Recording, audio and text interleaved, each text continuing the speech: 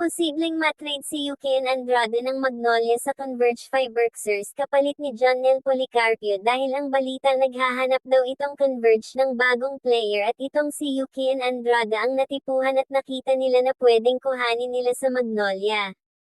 Pero wala pang official na balita na confirmed na Yukian Andrade for Jonel Policarpio ang trade ng Magnolia at Converge. Si Jonel Policarpio ay nasa Converge. Kinuha siya ng Fiberxers galing NLEX noong February 24, 2026 sa 3-team trade kasama si Jevy Mocan at Meralco. Sabi nga sa Inquirer, kinuha ng Converge si promising wing Jonel Policarpio para mag-build ng contender. Si Yukian Andrade sa Magnolia, bagong pasok siya sa Magnolia Hotshots. Sabi ni Magnolia executive na si Jason Webb, pinagawan pa nila ng spot si Yukian Andrade kaya tying trade nila si Joseph Ariabo kasi ni Yukian Andrade yung magka-position. Ang problema lang, buried on the depth chart siya sa veteran heavy na Magnolia, kaya may mga trade rumors na lumalabas na pwede siyang i-move.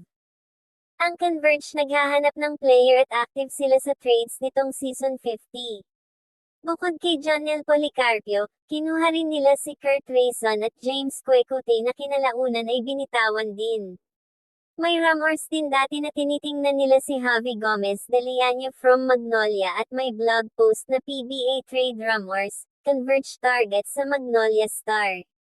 Yung fit nila sa Converge ay versatile wings who can run the floor and shoot which sakto sa laro ni Yukian Andrade.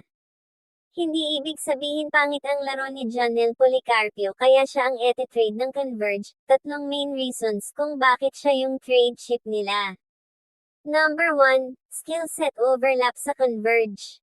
Ngayon kasi sobrang dami na ng wings at athletes ng Fiberxers andyan sina Calvin Abueva, Archie Concepcion, John Lloyd Clemente, Alex Stockton. Ang problema lang, kulang sila ng pure shooting, at si Yukian Andrade ang exact na wala kay Jonel Policarpio. Parang palitan lang, athleticism for shooting. Number 2. Bago pa lang siya, pero hindi pa untouchable.